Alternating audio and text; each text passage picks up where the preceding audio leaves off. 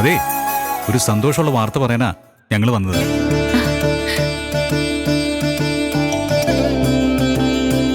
ഇന്നത്തോടെ നിങ്ങളുടെ ഇവിടുത്തെ താമസം മതിയാക്കാം.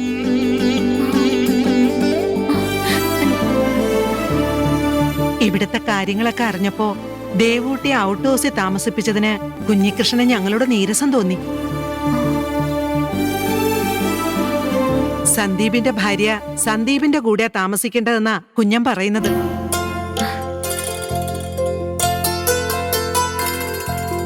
ആലോചിച്ചപ്പോ അതാ ശരിയെന്ന് എനിക്കും തോന്നി. എന്താ നീ ഇങ്ങനെ മിഴിച്ചു നിൽക്കുന്നേ? പറഞ്ഞത് കേട്ടില്ലേ? സാധനങ്ങളൊക്കെ എടുത്ത് ഇപ്പൊ തന്നെ നിങ്ങൾ ഞങ്ങളുടെ കൂടെ വാ.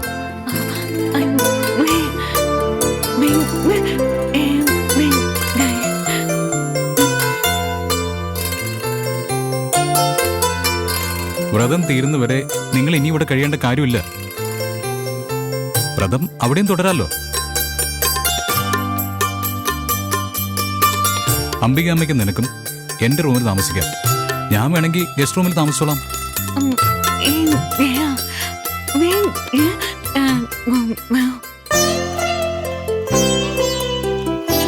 എന്തിനാ ദേവൂട്ടി ഇങ്ങനെ നിർബന്ധം പിടിക്കുന്നത്?